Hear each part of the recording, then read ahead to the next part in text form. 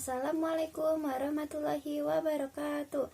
Perkenalkan, nama saya Caisa Flavia Putriandra dari kelas 10 APL 3. Di sini saya akan menjelaskan tentang APAR. APAR adalah alat pemadam api ringan. Ada yang disebut dengan segitiga api. Segitiga api adalah elemen-elemen yang terjadi kebakaran, di mana elemen tersebut adalah panas, bahan bakar, dan oksigen. Yang pertama ada panas.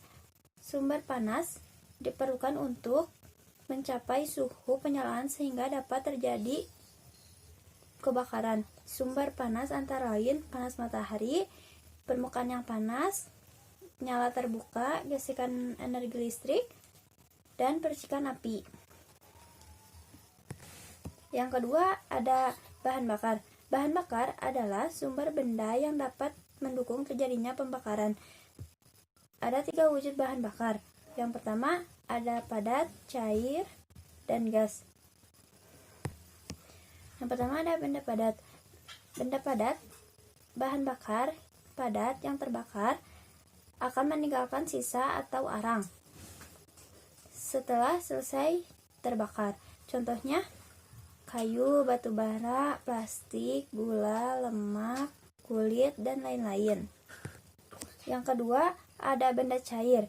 Bahan bakar cair contohnya bensin, cat, minyak tanah, alkohol, dan lain-lain. Yang ketiga ada benda gas. Bahan bakar gas contohnya gas alam, asetilen, propan, karbon monoksida, dan lain-lain. Nah, untuk benda padat dan cair dibutuhkan panas terlebih dahulu untuk mengubah seluruh atau sebagian darinya ke bentuk gas agar dapat mendukung terjadinya kebakaran. Yang ketiga ada sumber oksigen. Sumber oksigen adalah dari udara, di mana dibutuhkan paling sedikit sekitar 15% volume oksigen dalam udara agar terjadi pembakaran. Nah, selanjutnya ada faktor yang menimbulkan api. Ada 3 faktor yang menimbulkan api.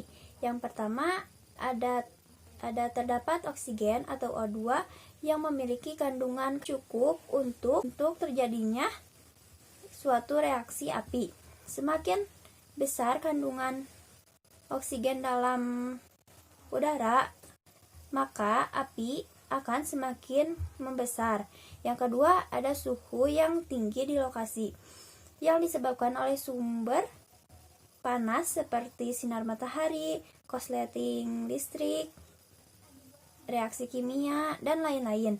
Yang ketiga adanya bahan yang mudah terbakar seperti benda berbahan padat, cair, maupun gas. Contohnya kayak minyak, kertas, kayu, tekstil, dan lain-lain. Nah, selanjutnya ada klasifikasi api. Ada 6 klasifikasi api. Yang pertama ada kebakaran kelas A. Kebakaran kelas A adalah kebakaran yang menyangkut benda-benda padat kecuali logam. Contohnya kebakaran kayu, kertas, kain, plastik, dan lain-lain. Alat atau media yang tepat untuk memadamkan kelas ini adalah pasir, tanah atau lumpur, tepung pemadam, foam atau busa, dan air. Yang kedua, kebakaran kelas B. Kebakaran kelas B adalah kebakaran bahan bakar cair atau gas yang mudah terbakar. Contohnya kerosin, solar, premium atau bensin, LPG, minyak goreng, dan lain-lain. Alat pemadam yang tepat untuk memadamkan kelas ini adalah yang pertama tepung pemadam, dry powder, busa, foam, air dalam bentuk spray, atau kabut yang halus. Yang ketiga ada kebakaran kelas C. Kebakaran kelas C adalah kebakaran instalasi listrik bertegangan seperti breaker listrik dan alat rumah tangga lainnya. yang menggunakan listrik. Alat pemadam yang tepat untuk memadamkan kelas ini adalah karbon dioksida, CO2, tepung kering, dry chemical.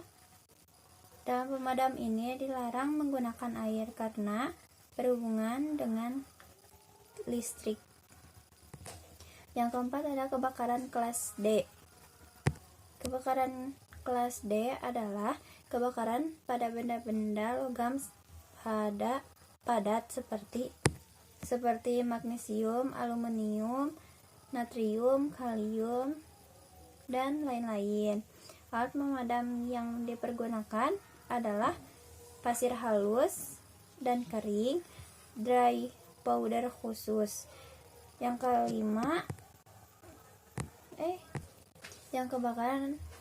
kelima ada kebakaran kelas K. Kebakaran yang disebabkan oleh bahan akibat konsentrasi lemak yang tinggi.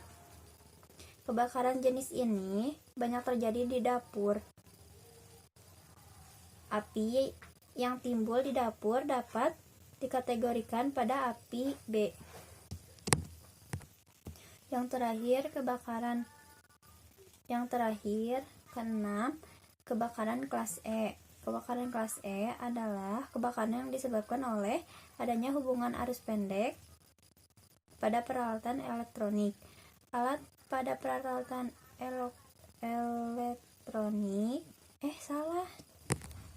pemadam yang bisa digunakan untuk memadamkan kebakaran jenis ini dapat menggunakan tepung kimia kering, dry powder, akan tetapi memiliki resiko kerusakan peralatan elektronik karena dry powder mempunyai sifat lengket.